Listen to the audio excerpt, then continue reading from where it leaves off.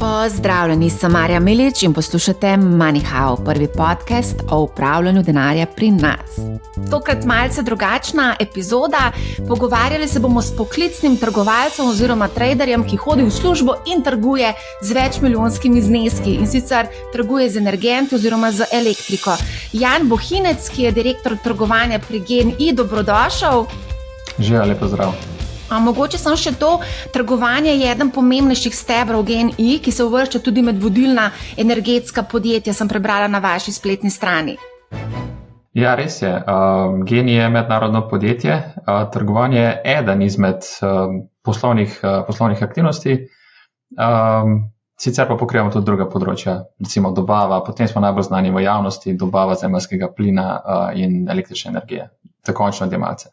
Zdaj, preden sva prežgala oziroma sva šla snemat, si omenil, da si analitik ali si zdaj trgovalec, ko vidim, da si direktor trgovanja, se predstavljam, da si potem trgovalec, ne? Zanimivo vprašanje. Moja kariera se je pri GEN-I začela 10 let nazaj, najprej kot študent, in moj začetek kariere je v celoti bil iz analitskega vidika, sem bil analitik, potem in ves čas pa zelo povezan z trgovanjem. Torej, analitik za področje trgovanja, ki se ukvarja z podporo službam, ki izvajajo trgovanje. Tekom let in okoliščin sem pa prišel na delovno mesto vodenja področja celotnega trgovanja.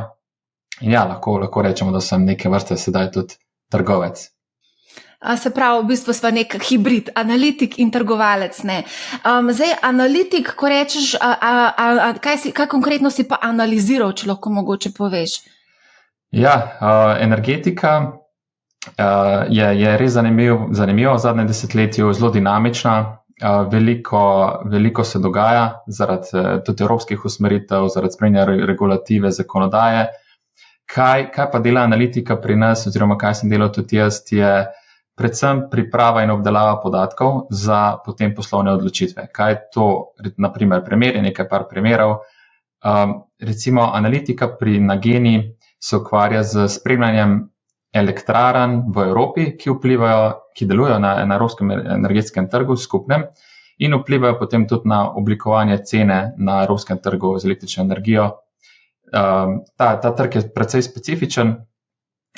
Zakaj? Zato, ker vsaka ura ima svojo ceno in elektrike se ne da shranjevati v generalnem, razen nekih tehnologijah sicer se da, ampak v načeloma mora biti v vsakem trenutku evropski energetski sistem v ravnovesju, torej toliko, kot je porabe, mora biti tudi odjem električne energije.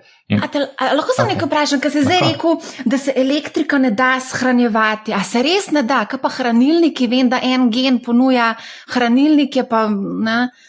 Verjetno se da? Da se z nekaterimi novimi tehnologijami se da za kratek čas. Ne pa za celotno obdobje, recimo za celo leto. Kaj to pomeni kratek čas? Baterijski hranilniki tipično so velikostna gredna dnevnega shranjevanja energije. Se pravi, lahko pokrijemo nekaj dan, nekaj ur, a pa nekaj dni v najboljšem primeru. Obstajajo tudi druge tehnologije shranjevanja energije, kot so recimo akumulacijska jezera. Tam je pa ta časovna konstanta shranjevanja energije daljša in lahko govorimo tudi o sezoni, podobno z plinohrami. Kjer se pa lahko energija shranjuje preko celega leta, vendar so te kapacitete omejene. A lahko mi da vsem skočiva malo na tvoje začetke? Zdaj, če lahko, kako padeš sploh noter v to zgodbo? To ni nekaj verjetno, kar naštudiraš na faksu, ali pač, ne vem, kje si naučil, oziroma kje se dobil to strast? Ja, znanje je zelo specifično in večina fakultet v Sloveniji tega ne ponuja, zato je veliko znanja shranjenega v know-howu kolektiva. In ta uvajanje v svet energetike in trgovanja z energenti traja kar nekaj časa in je treba iti čez neko obdobje. In bila je splet okoliščin, da sem začel delati v tem podjetju, potem se se naravno odvijalo vse skupaj naprej.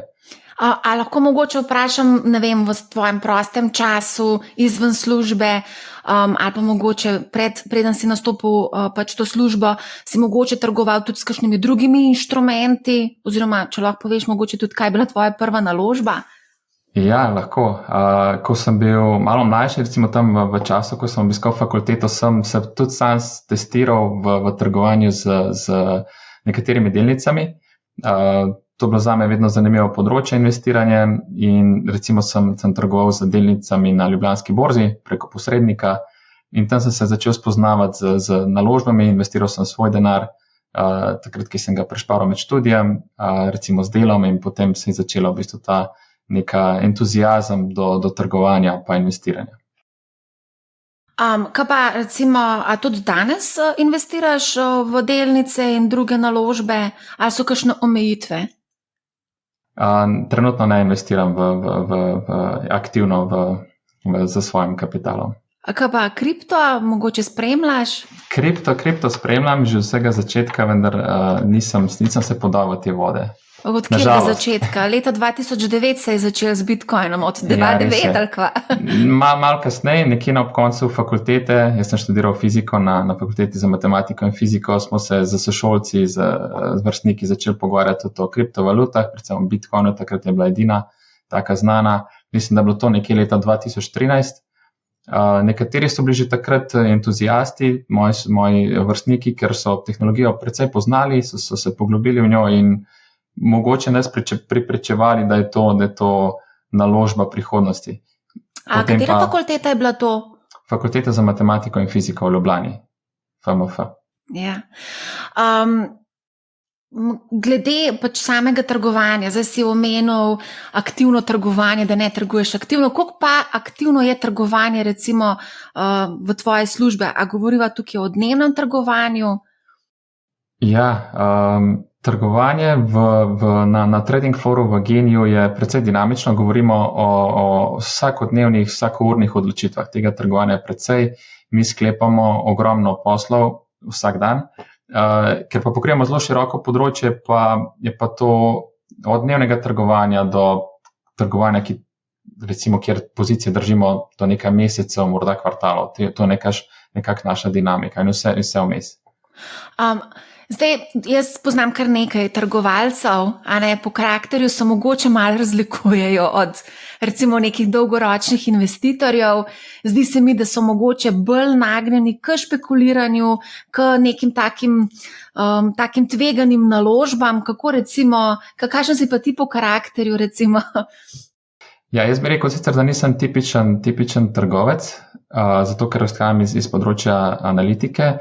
Se pa strinjam, ja, ti sodelavci, ki so zelo uspešni na svojem področju, so malenkost specifični, imajo dovzetni so za tveganja, vendar tukaj mora biti strani podjetja vedno ta tveganja zelo obvladovana. Torej v smernice in okvirje trgovanja določa politika, korporativna politika podjetja, potem pa znotraj teh omejitev pa je trgovec lahko do neke mere tudi samostojen. Sicer pa naše aktivnosti niso samo špekulativno trgovanje, oziroma ta del je zelo majhen, ker se ukvarjamo tudi z optimizacijo električne energije med trgi. To pomeni, da jo energijo, ko je v nekateri državi, imamo viške v nekateri državi, kar v zadnjem času se to konstantno spreminja, od ure do ure, kje so te viške, in potem pravimo to energijo pripeljati do držav, ki pa imajo v tistem trenutku manjko, naprimer. In ta del trgovanja je tudi specifičen. To moraš biti stalno na preži, kaj imate potem več izmensko delo? Ja, energetski trg je v resnici odprt 24/7, 7 dni v letu. In to je recimo znotraj dnevni trg ali pa trg odstopanj. Tam delo poteka v več izmenah, ja, praktično vse ure, vse dni v letu, tudi vse praznike v letu.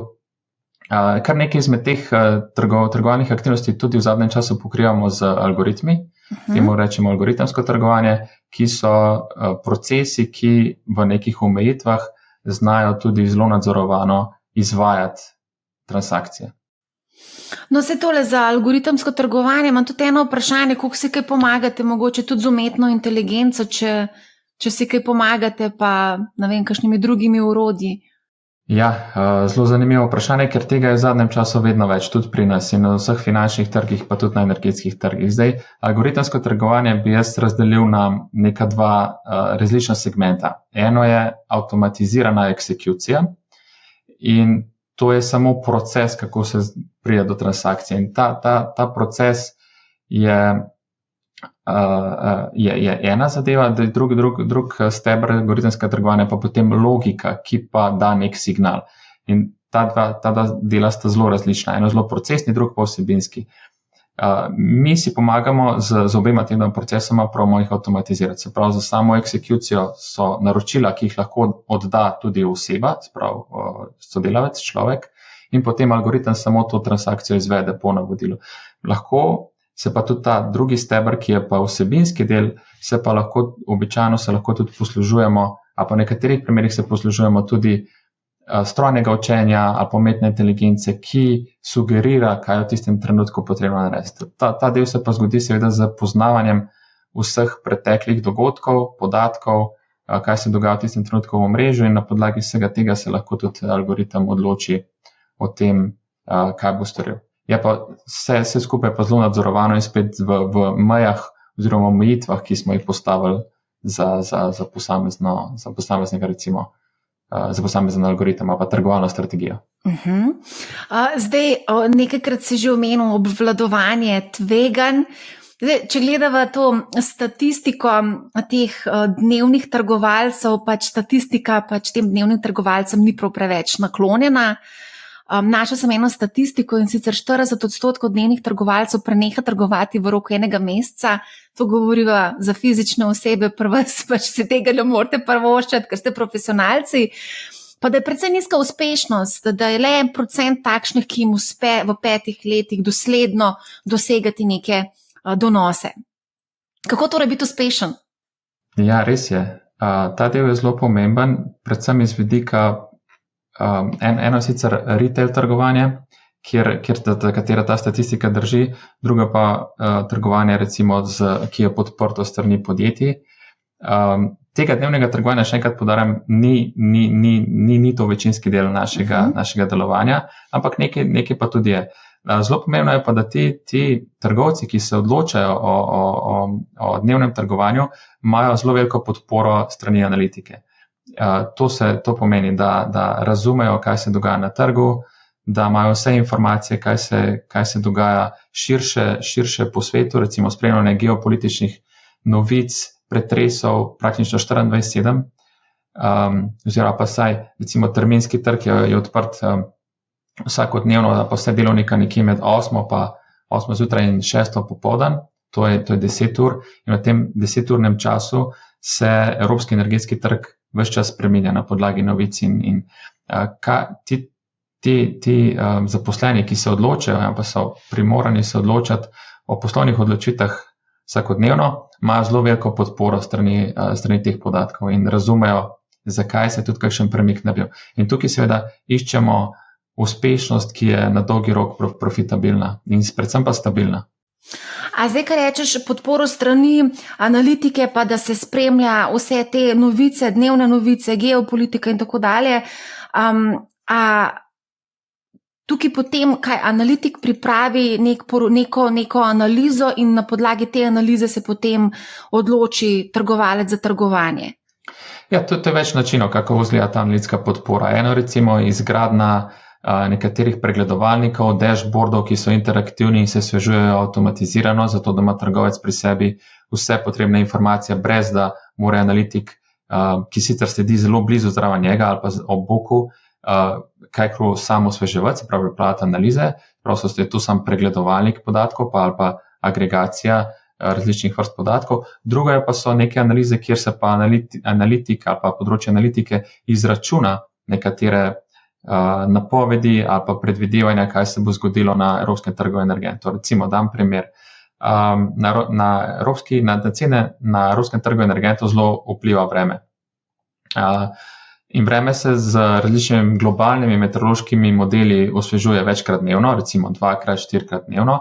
In vsakič, ko pride nov podatek o novi vremenski napovedi, je običajno kvalitetnejši od tistega, ki smo ga imeli prej.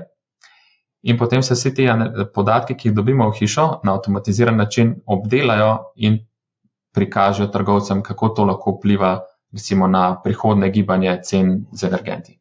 Primer.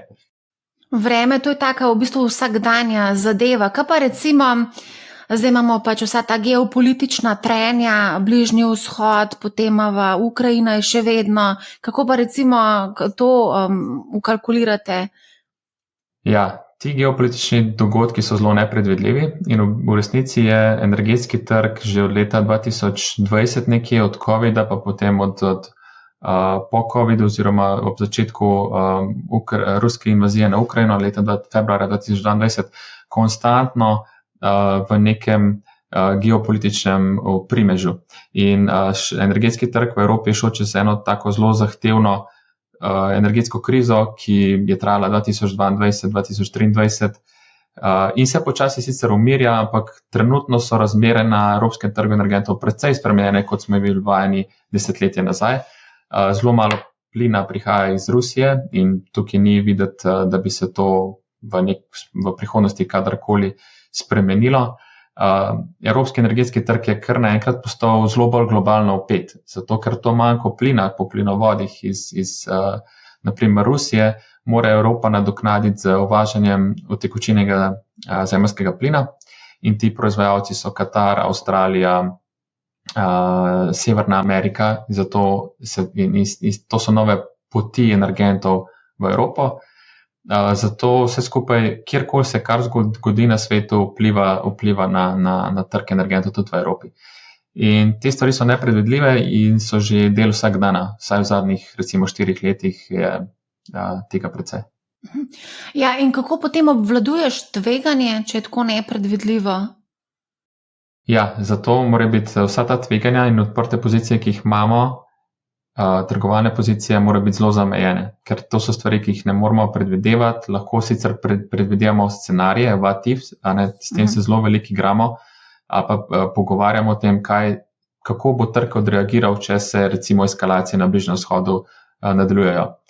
In na to temo potem delamo različne scenarije, ki so zelo analitsko podprte, se pravi, koliko manj plina v Evropo bi lahko zaradi kakšne eskalacije prihajali, kakšna bi bila lahko cena tega plina potem. In tukaj iščemo vedno najboljše razmerje med obvladovanjem tveganj pa poslovnimi priložnostmi. A se pravi, če jaz prav razumem, vi v bistvu trgujete potem z vsemi temi nekako commodity, se pravi zemeljski plin, nafta, elektrika. Tako je.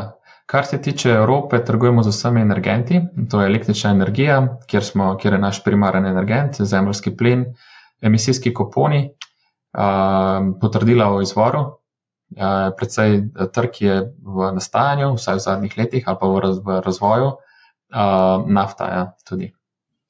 Tudi nafta. Zdaj, ko si rekel potrdilo o razvoju, so v nastajanju. Kaj to pomeni? O izvoru. Kaj to pomeni?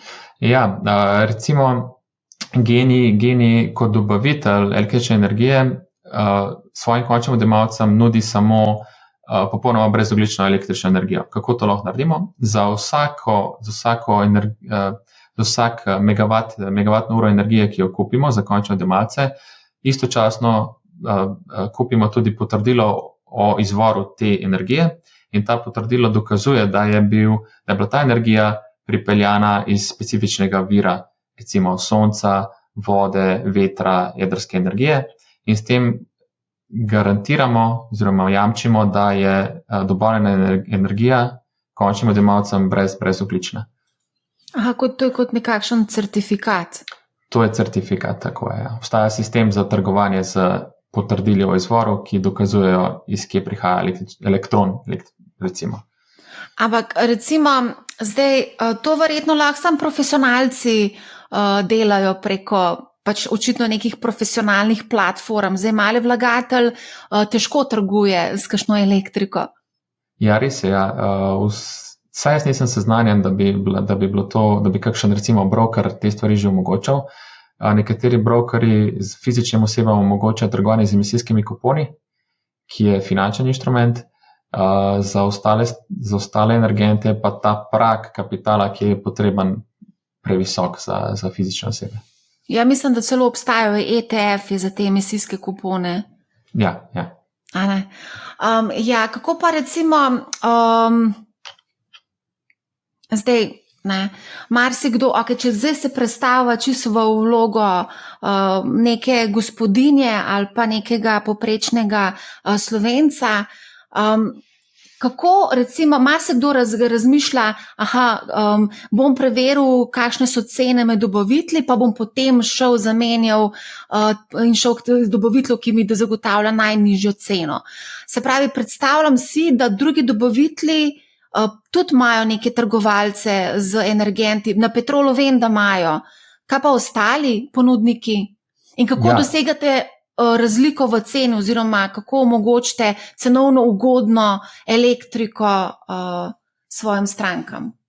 Ja, vsi dobavitelji, ki ponujajo električno energijo pa zemeljski plin končnim odjemalcem, morajo v nekem trenutku to energijo tudi priskrbeti na trgu. Zato večina dobaviteljev ima svoje ekipe, ki jim pravimo upravljalski del trgovanja, ki skrbi za upravljanje portfelja za končne odjemalce. In tukaj seveda je odvisno od politike posameznega podjetja, kdaj, v katerih trenutkih in kako razprši tveganja, da doseže najboljše cene za svoje končne odjemalce, kar je velik cilj vseh dobaviteljev, seveda tudi nas. Zdaj, če še majčkeno se dotakneva teh ETF-ov, malo sem gledala, kaj v bistvu vse lahko kupi mali človek. Zdaj za elektriko sva rekla, da ni možno, tudi CFD-jev izvedenih finančnih inštrumentov tudi ni. Kaj pa nafta, recimo, to se mi zdi, da mislim, da so na voljo neki ETF-i, da bi lahko trgoval tudi z nafto oziroma kupoval. Ja, za nafto je možno trgovati, ker vem, ker sem tudi sam probal v neki fazi v začetku moje kariere. Nafta je globalni trg in je zelo specifičen. Na njega vplivajo pa res vse globalne novice in politika in OPEC plus kartel in vse ostalo, kar se največji playerji na trgu pogovarjajo in delajo. Ja, zdaj si zelo lepo povedal, ta kartelno dogovarjanje glede same cene. Videli smo tudi zdaj, ko so bile te eskalacije na Bližnjem vzhodu, je tudi cena nafte poskočila. Vsi smo praktično spremljali, kaj se dogaja s ceno nafte. Kako pa recimo, vse to si že nekaj omenil, kako obvladovati ta tveganja, ampak vseeno, a nas lahko doleti kakšen res ekstremen scenarij, kjer bi nafta lahko poskočila na rekordne višave, ali pa da bi šli v kontrasmer, ko smo imeli so negativno, ko je bila celo negativna cena nafte? Jaz mislim, da nafta je trg, ki je zelo težek za trgovati, posebej za fizične osebe, ker imajo zelo malo prednosti proti nekim večjim igralcem, ki imajo veliko več informacij, pa so zelo decision makeri o politiki, recimo posameznih držav, zato mislim, da je zelo težek trg za trgovanje. Ker je svet v zadnjem času precej geopolitično nestabilen, predvidevam, da so scenariji pri nafti zelo široko odprti v obe smeri in navzdol in navzgor, in tudi nafta ima nek momentum, v katerem času je treba izravnati dobavo in proizvodnjo, in to lahko v neki točki, recimo v času, pride do oversupply, kar se je zgodilo takrat, ko smo prišli do negativnih cen. To je bilo v času COVID-a, potem pa navzgor scenariji so tudi zelo verjetni, naprimer, če bi ravno zdaj v zadnjih dneh je bilo kar nekaj govora, da bi bili vojaški cilji tudi naftna črpališča na Bližnjem vzhodu, in zato je bila tudi tista reakcija na trgu, pa potem se vse skupaj mehano umirilo, ampak še vedno ne na nivoje pred temi komentarji. Jaz mislim, da je zelo občutljiv trg in upam, da ne pride do takih scenarijev. Mogoče sem še to, kar sva prej omenjala, te emisijske kupone. Marsikdo, verjetno so naši poslušalci slišali za Boštjana Bandla, on je eden najbogatejših Slovencev, ki trguje tudi z emisijskimi kuponi. Ali lahko mogoče poveva malo o emisijskih kuponih, na kaj moraš biti pozoren, ko se recimo bi odločil eventualno kupiti konec koncev tudi mogoče ETF. To je zelo taka nišna, specifična investicija, a ne? Ja, res je. Ja. Emisijski kuponi so čisti finančni inštrument in so ustvarjeni z namenom, da pomagajo, pohitrijo trajnostni prehod Evrope. In to je inštrument, ki ga je oblikovala Evropska komisija. In cena teh emisijskih kuponov je zelo odvisna od pogleda, ki ga ustvarja tudi najvišji evropski politični vrh, kaj ima na agendi, kako hitro želi priti do vseh ciljev in koliko se bo striktno držal vseh ciljev, ki smo si jih zadali. Za fizično osebo mislim, da obstajajo priložnosti tudi s temi ETF-i. Predvsem je treba recimo gledati podatke, ki so javni, koliko emisij porabljajo posamezni sektori in koliko je potem potrebno teh emisijskih kuponov unovčati za to, da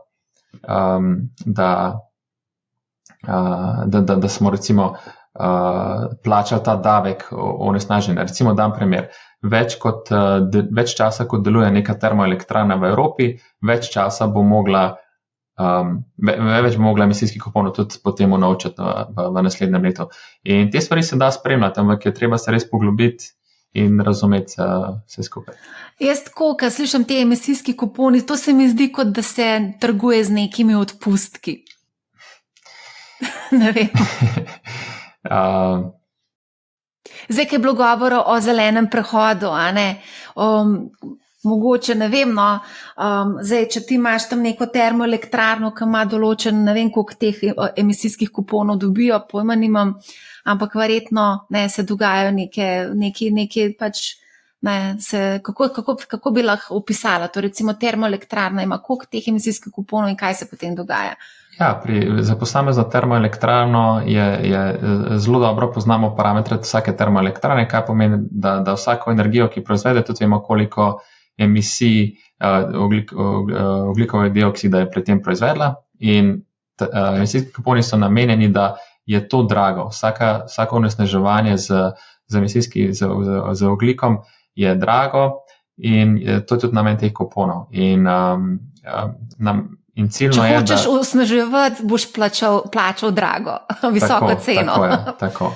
Evropa je zagotovo tukaj na globalni ravni je trendsetter, je postavila recimo sama sebi zelo visoke omejitve in zelo visoke standarde. Vedno več tudi ostali deli sveta zavedajo, da je v to smer potrebno iti, potem je pa samo odvisno s kakšno hitrostjo. In tukaj so vedno na teh COP konferencah recimo je vedno govora samo o tem hitrosti, koliko hitro bomo zdaj šli v brezoglično družbo.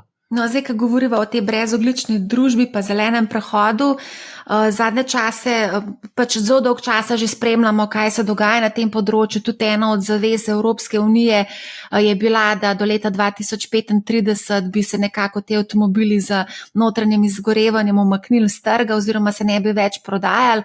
Zdaj pa tudi vidimo, da električni avtomobili ne gredo ravno dobro v prodajo, poleg tega so zdaj še uvedli carine na sicer cenejša kitajska električna vozila, zdaj Kitajci nazaj odgovarjajo z svojimi carinami na žganje in ne vem, kaj še vse bodo uvedli carine. Kako pa recimo gledava na to zadevo kot trgovalec oziroma analitik? Ja, iz vidika trgovanja ali pa analitike je predvsem zanimivo, kako to vpliva na gospodarstvo. Vse ti cilji, ki jih zadamo za doseganje trajnostne prihodnosti, vplivajo na nek način na gospodarstvo. In Evropa je zato, ker želi biti prva na tem področju, zelo v nezavedljivem položaju, zato ker to zelo vpliva na davke, recimo, ker recimo emisijski kuponi so neke vrsta obdavčitev za onesnaževanje, kjer je drugje po svetu nižja ta obdavčitev. In seveda to vpliva tudi na vse industrije, ne samo na avtomobilsko, predvsem pa tudi na avtomobilsko v zadnjem času. In tukaj bo Evropa mogla narediti nek razmislek, kar tudi že prvi zametki tega se recimo kažejo v tistem Draghijevem poročilu o kompetenčnosti Evrope in konkurenčnosti.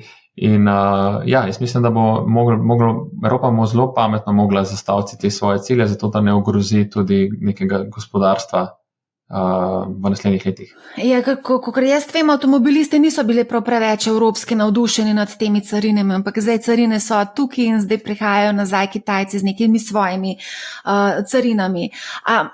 Greva zdaj nazaj na pregravanje enega scenarija. Recimo, da nekako špekuliramo, da bo cena elektrike v prihodnje mogoče poskočila.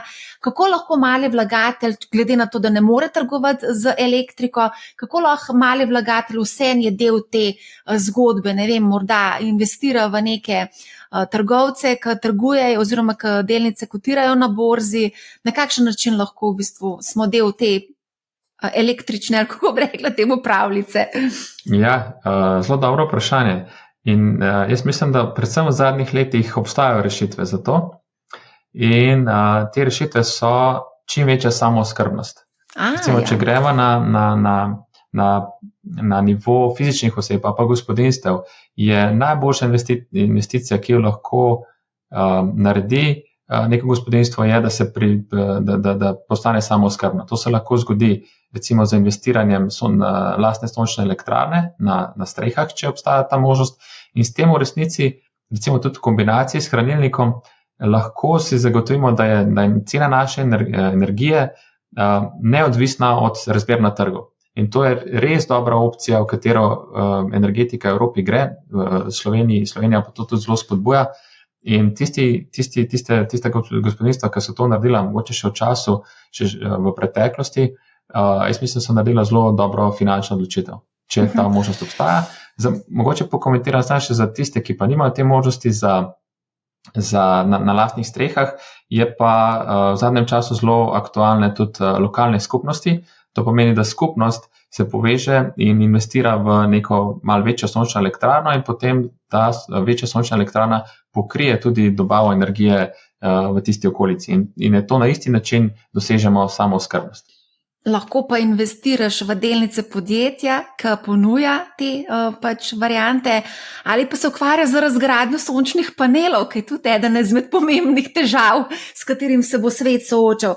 Veš, ker recimo je bilo zdaj govora o samooskrbi, pa o tem, da imamo svoje solarne sončne panele, pa da je to najboljša investicija. Težava tukaj je, kot je bilo že na začetku omenjeno, da ne moramo hraniti energijo, oziroma v hranilnikih je to kratkoročno hranjenje. Mi smo pa v času, ko je sonce zunaj, v službi. Kaj se dogaja potem z električno energijo? Ja, res je. Do neke mere za to poskrbi dobavitelj in lahko te viške in manjke upravlja. Sicer pa v prihodnosti bodo vsi sončni sistemi najverjetneje imeli tudi baterijske hranilnike. Ti baterijski hranilniki potem pomagajo vsaj na dnevni ravni izravnavati te viške in manjke na lokaciji sami. In pomeni, vsaj za čez dan je energije, ki prihaja iz sonca, dovolj. Sicer obstaja tudi na to isto tematiko, bi recimo dodal še pametno upravljanje doma, ki je nujno za učinkovito rabo energije. Takrat, ko je energije dovolj, je potrebno jo tudi porabljati na lokaciji sami. To pomeni, da takrat, ko nas ni doma, še vedno lahko nekatere naprave pri nas delajo. Naprimer, to je recimo baterija, da se lahko polni v tistem času, lahko je tudi avto, če je doma, se lahko polni v tistem času, ali pa tudi kakšna druga dela, recimo kakšna gretje, toplotno črpalko se da tudi lepo sprogramirati v kombinaciji s temi viški pa manjki. Tako da obstajajo rešitve, jaz mislim, da to prihodnost, sam moramo še malo razviti vse skupaj. Ja, pa mogoče moramo še malo našparati, da se bomo vse to lahko prvoščali, ker tole, med sončni panel, potem en baterijski hranilnik, potem pametno upravljanje doma, jaz tukaj vidim kar precej veliko denarja gre za to investicijo. No. Je treba to v bistvu planirati, pa mogoče pač smiselno načrtovati te nakupe. Ja, res je. Pa imamo pa še električni avto, ki je načeloma še vedno kar drag, ne. To je pa kar res lahko ena zelo velika investicija. Sprašujem pa se, a so na drugi strani tudi taki prihranki potem pri elektriki in drugih stvarih. Tukaj so vse te tehnologije so relativno nove. Električni avtomobili, sončne celice, baterije. In vse te nove tehnologije delajo neko disrupcijo na trgu, so nekaj novega. In se tudi čez čas se zelo podcenjujejo. To je vidno že iz podatkov zadnjih 5 ali 10 let. In se tudi predvidevane za naprej so vse v smeri pocenitve teh tehnologij. Sicer, ker recimo primer električni avtomobili, vsa industrija gre v razvoj električnih avtomobilov ne zato, ker vidi priložnost že danes, da so cenejše, ampak zato, ker predvideva, da bodo te baterije, ki so največji del električnih avtomobilov, čez čas cenejše. In to se tudi že vidi, da se predvsem baterijski hranilniki so se v zadnjem letu zelo pocenili, recimo tudi za 50%. 50% na koliko? Recimo za eno poprečno družinsko hišo. Ja, zdaj ne bi dal, ne vem, številke iz glave, ampak rekel bi, recimo baterija, ki jo rabi družinsko neko gospodinjstvo, je 10 kWh. Taka baterija, recimo, da stane danes med 5 pa 10 tisoč evrov. Zdaj, omenjaš, da pač gre vse v smeri pocenitve. Imamo pa recimo nekatere produkte iz neke države, ki so že poceni, pa smo rekli, gremo jih še pač dati carine tarife gor na te avtomobile, 45%. Se mi zdi malo nenavadno, gremo v smeri pa pač, se vem, tudi kitajski avtomobili električni imajo kar nekaj omejitev, no. Vem, da en kolega, ki spremlja ta trg, ni prav preveč navdušena, tako da. A lahko mogoče, zdaj, ko govoriva o vsem tem, mogoče tudi ta skupni evropski energetski trg, če lahko mogoče kakšno besedo ali dve spregovoriva, ker tukaj je tudi kar nekaj politike v ozadju, pa recimo, kako upravljalci z energenti tudi menedžirate ta politična tveganja, ki obstajajo. Evropa spet, predvsem v zadnjih letih, strmi k temu, da se električni trgi čim bolj spojijo. To pomeni, da so zelo odvisni eno drugega. In tukaj se v zadnjih letih precej spremenil na metodologiji, kako se izračuna cena, v katerih trenutkih se izračuna cena in kako povezani so trgi. Danes je večina Evrope spojena v enotni trg, recimo to je regija med Francijo pa tudi do Grčije, oziroma tam nekje do Bolgarije in vse recimo te srednje evropske države. In v resnici se cena določi istočasno glede na potrebe in viške in manjke v posamezni državi, v posamezni uri na vseh teh državah skupaj. Ta nova metodologija predvsem omogoča to, da so neke večje disrupcije na trgu ali pa neki veliki spajki, recimo v posameznih urah visoke cene, precej bolj omejene in da so optimalni pretoki energije med državami. In to precej pomaga gospodarstvu v Evropi in tudi Slovenija je del te core regije.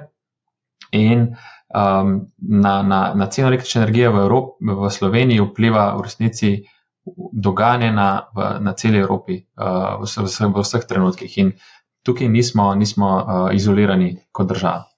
Zadnjič sem poslušala en komentar vezano na ceno elektrike v Sloveniji in sicer, da smo locirani regijsko na neugodni lokaciji in da zato je cena elektrike v Sloveniji dražja v primerjavi z okoliškimi državami. A to drži?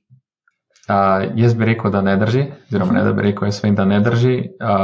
Poznam pa te komentarje in me v resnici zelo zmotijo take komentarje, ki pridejo v javnost in izpostavijo nek dan ali neko uro, ko je v Sloveniji res cena električne energije na sprotnem trgu višja kot pa v vseh drugih evropskih državah, ampak je to specifično za neko zelo kratko obdobje.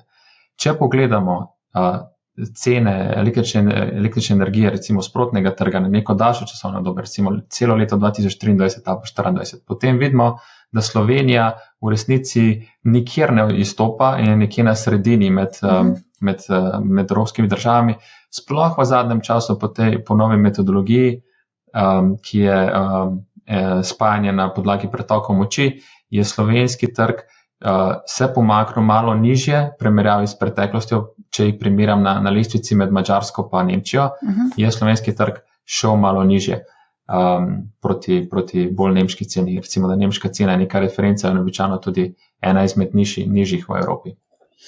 Na veleprodajnih trgih govorim. Zdaj, ko omenjaš, da ko pač pogledaš na določen dan, je cena pač taka, kakršna je, drugič, ko pogledaš, je spet malo drugače, se pravi, a lahko rečeva, kakšna je volatilnost recimo na tem trgu? Ja, na tem trgu je ogromna volatilnost, pa v zadnjem času, zaradi spreminjanja fundamentov oziroma podatkov ali pa zadev, ki vplivajo na porabo energije in na proizvodnjo energije. In v zadnjem času, ko je veliko obnovljivih virov energije v sistemu, en dan, pa na plastičen primer, en dan je zelo velika vetrna energija v Grčiji, naslednji dan je zelo velika poraba v Franciji, ker je tam lokalno nek mraz, recimo, in to se spreminja iz ure v uro. In zato je tudi cena električne energije iz ure v uro drugačna. Volatilnost je pa zelo visoka na teh sprotnih trgih ali pa znotrajdnevnih trgih, in recimo vidimo tudi negativne cene takrat, ko so viški energije, obstaja na teh trgih tudi pride do posameznih izoliranih ur, ki so tudi negativna cena, medtem ko so pa nekatere ure, ko je te energije manj, zelo visoke. In ta urna nihanja so v bistvu tudi poslovna priložnost za hranilnike energije v prihodnosti in zagotovo bo tukaj nek prostor, ki bo pokrit z drugimi tehnologijami. To, kar si rekel, da se spreminjajo ti fundamenti, pa da je spet odvisno, koliko je te elektrike sproducirano iz obnovljivih virov energije, pa če bi lahko procentualno pogledal, koliko pa je dejansko te energije, ki je v bistvu posledica pač te produkcije iz obnovljivih virov. Ja, ta odstotek proizvodne energije recimo iz vetra in sonca v Evropi ves čas narašča, v bistvu zelo skokovito narašča v zadnjih letih. Mislim, da imam v spominu, da je v 2023 ta skupek presegel nekih 40% na ravni Evrope in je tudi že višji kot pa recimo proizvodna iz ogljičnih virov, se pravi iz termoelektrarn, to so plinske pa premogovne elektrarne. A lahko nekaj vprašam? Zdaj, veliko se omenja vetrna energija. Pri nas teh vetrnic je zelo malo. Sem pa dobila danes od kolegice iz Severne Makedonije, da je GEN-I zgradil drugo največjo sončno elektrarno v državi, ki bo proizvajala 15.500 megavatov energije na leto. Res? Zakaj pa v Sloveniji je problem spet politika, pa druge težave predvidevam, ne? Ja, tukaj je več razlogov. GEN-I si želi postavljati sončne elektrarne v vseh državah, sploh pa doma v Sloveniji, ker je potrebujemo za naše odjemalce in tudi iščemo poslovne priložnosti za to. Makedonija je bila pa ena izmed trgov, kjer je bil ta proces hitrejši. Zato smo se odločili, da investiramo in to je že naša druga elektrarna. Prva je 17 megavatna, druga 12 megavatna, obe že delujeta in proizvajata čisto brezogljično energijo, sončno. Se pravi, imamo potem te vetrne elektrarne, sončne elektrarne, še kakšne druge elektrarne? Recimo brezogljične, ogromne tehnologije, ki so brezogljične, recimo hidroelektrarne, potem tudi jedrska energija je tudi zelo čisto brezogljična in to so tehnologije prihodnosti. Prej si omenil, da so nihanja zelo velika in da so včasih pomembne tudi urna nihanja oziroma urne spremembe. Pa me zanima, zdaj ta realni čas, koliko so vam pomembne te informacije v realnem času. Verjetno so zelo pomembne, da ste noter v dogajanju in da se hitro odzovete. A preden se vi odzovete, imate kakšne sestanke, ker potem kot ekipa sprejmete odločitev, ali ima upravljalec oziroma trgovalec je pooblaščen, da sam sprejme neke odločitve in s koliko denarja v bistvu trguje, če lahko, ne vem, vprašam, ker ne vem, kako naj drugače vprašam. Kar se tiče načina odločanja na področju trgovanja, imamo več spektrov, pa cel spektr nekih procesov. V nekaterih delih je to zelo skupinska odločitev, kolektivna, se o tem pogovarjamo, pogledamo analize, reporte, probamo razumeti vativ scenarije in potem naredimo neko skupinsko odločitev. V nekaterih delih so pa trgovci zelo samostojni, ker imajo na voljo vse podatke, recimo se spremeni napoved vetrne proizvodnje za našo elektrarno v upravljanju, vetrno elektrarno recimo na Hrvaškem, in potem samo na podlagi te nove informacije za nekaj naslednjih ur v prihodnosti lahko upravlja s to energijo in je samostojen. Kar se tiče drugega vprašanja, s kakšnimi tveganji, pa bi raje se izognil temu vprašanju, ker je to tudi poslovna skrivnost. Mislim, zneski. Tudi o zneskih ne bi govoril. A greva mogoče skočiti na napovedi, ker večkrat smo omenila neke if scenarije, pa me zanima, kakšne so vaše napovedi, recimo, kaj pričakujete. Zdaj ne vem, a se gleda kratkoročno do konca leta, a se gleda tudi kaj naprej v prihodnost. Glede vseh teh energentov. Ja, dobro vprašanje. Nekje od nekaj ur naprej, tam se začne ta naša krivulja trgovanja in potem nekje vse toliko let naprej, kolikor je mogoče trgovati na trgu. Zdaj, energetski trgi v Evropi so likvidni nekje za 2-3 leta naprej.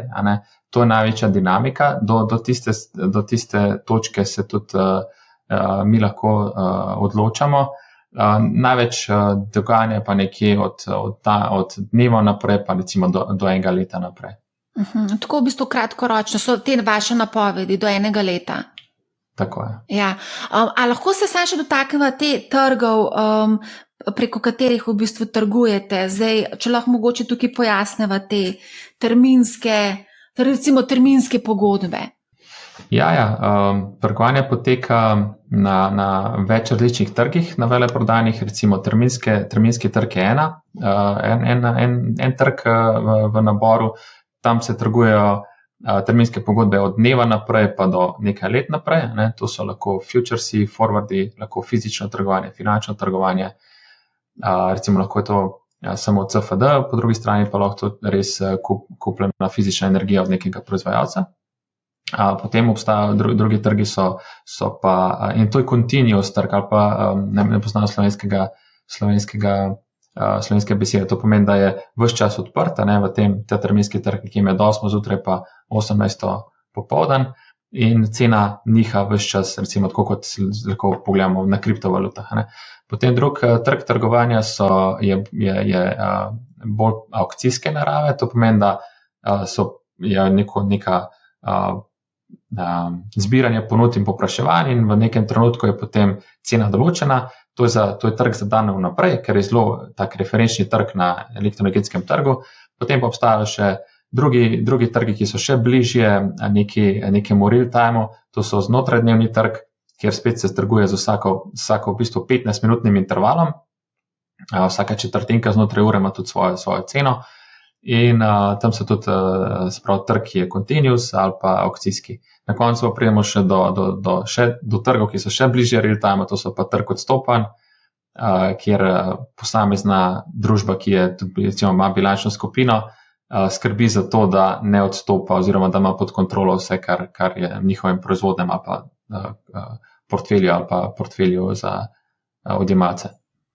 A lahko sam še ena zadeva, zdaj sem se spomnila, pred leti se je zelo veliko govorilo o podjetjih, ki so ali pa niso špekulirali za nakupom recimo elektrike, pa so potem, ne vem, so plačevali visoko ceno, recimo, če niso si zagotovili pravočasno. Kako pa recimo tukaj lahko, ne vem, mogoče kakšen poslušalec si pomaga, ki se zakupuje elektriko, če jo zakupuje na borzi? Ja, predvsem to velja za podjetja, ne, za neke B2B stranke.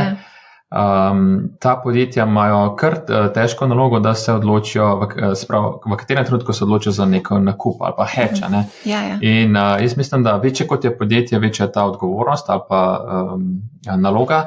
In zdaj za največja podjetja priporočamo, da so zelo na tekočem z dogajanjem na trgu energentov in posvetijo dosti pozornosti pri odločanju. Sicer pa vse skupaj treba zelo enostavno, je tukaj zelo pomembno obvladovanje tveganj, torej ne iskati najbolj ugodnega trenutka in špekulirati, da iščemo še nižje cene, ker običajno iščejo nižje cene ti kupci, in čakati na zadnji trenutek. In je treba recimo najbolj priporočljivo, odvisno od velikosti podjetja, da se te nakupi izvajajo sproti, recimo tekom leta in potem iščemo neko zamejujemo tveganje, da ne kupimo recimo previsoko, da že vnaprej recimo del tega nekje upravljamo. Je pa res to specifično od podjetja do podjetja. Pri nekaterih podjetjih je strošek energije zelo velik, recimo v končnem produktu, ki ga proizvajamo, pri nekaterih je pa zelo mali, tako da je res zelo specifično. Sej to je v bistvu tudi en tak nasvet za male vlagatelje, obvladovanje tveganj, pa ne lovi dna, ker pač vprašanje, če ga boš ujel. Tako. A lahko greva mogoče še, bova omenila še ta vaš trading challenge, ki ga imate na GNI-ju. Kaj to sploh je in kaj želite s tem challengeom doseči? Ja, Trading Challenge je en zunanji program, ki ga izvajamo letos jeseni. To je en tak super način, kako se lahko mladi spoznajo z to tematiko in mogoče zvejo malo več o tem. To je v bistvu je način pridobivanja na naši strani tudi potencialnih kandidatov za zaposlitev, ker imamo potrebe zaradi širjenja poslovanja na trge, na nove trge in novih poslovnih priložnosti, pa nove produkte. Iščemo kar nekaj kandidatov, ki bi si jih želeli dodati v ekipi, in nam se zdi to ena super priložnost, da se s tem kandidati spoznamo. To je program, na katerega se lahko prijavijo kdorkoli, in ne iščemo samo kandidate iz Slovenije, ampak tudi širše, se pravi v mednarodnem okolju. Program bo v angleščini, potekal bo 6 tednov. In v bistvu v prvih 2 tednih so neka predavanja, da gremo še malo bolj v globino, kot so šla midva danes, da probajo razumeti trg energentov. Potem pa sledi 4-mesečno obdobje trgovanja, kjer bojo sodelovali z našimi trgovci in bojo trgovali z nekaterimi energenti na isti način, na istih platformah, kot trgujejo tudi naši trgovci, in se bojo s tem tudi veliko naučili. Mi jih bomo pa probali mentorirati v tem procesu in jih izobraževati. Na koncu programa bomo pa pogledali, kdo so tisti, ki so se najbolj odrezali, najbolj spoznali oziroma so najbolj sodelovali, in na ta način upam, da dobimo nove sodelavce. To se mi zdi kot kar neka praksa. Ja, to gre za sicer nek tak popoldanski program, tako smo si ga oblikovali. Ja, v popoldanskem času bo potekala predavanja, potem tisti del trgovanja je pa v bistvu trgovanje, kot če bi trgoval na svojem računu, recimo brokerskem, v bistvu lahko trguješ v kjerkoli času, in je zanimiva priložnost. In v vsej tem programu tudi omogočamo pogovor z našimi senior trgovci, zato da jih lahko kaj vprašajo, kaj pa oni menijo na ta način. A to trgujejo prek nekih simulatorjev ali kako? Ja, to so platforme, ki so oblikovane za tak način paper trading ali pa demo trgovanja, recimo. Zdaj, marsikdo bo na tej točki se vprašal, kakšne so pa plače junior trgovalcev, recimo, če že prek tega challenge iščete nove kadre. Ja, jaz mislim, da energetika je zelo zanimivo področje in predvsem je pomembno, če se posamezniki nekje prepoznajo, da bi si začeli kariero delati na tem področju in je to odlična neka vstopna točka za njega in za posameznika. In to je bolj pomembno kot pa, jaz upam, da mladi bolj razmišljajo na dolgi rok, kot pa samo na prvo ponudbo, ki jo dobijo na trgu. Je pa kar pomembno, glede na to, da je na trgu dela kar precej velika stiska, se tudi verjetno sami veste, je pomemben tudi ta faktor, plus nekateri drugi, recimo delo od doma. Ja, zagotovo. Jaz mislim, da razumemo, kaj predvsem mladi danes iščejo in to razumejo vsi delodajalci. In probamo temu se prilagajati, seveda. Jan, najlepša hvala za odlično debato. Ja, hvala tudi tebi. Naročite se na podcast MoneyHow. Zelo bom vesela, če boste posredovali informacijo o podcastu prijateljem, znancem, sorodnikom in vsem, za katere menite, da bi jim vsebina lahko koristila. Poslušajte MoneyHow, ne bo vam žal. Lep pozdrav!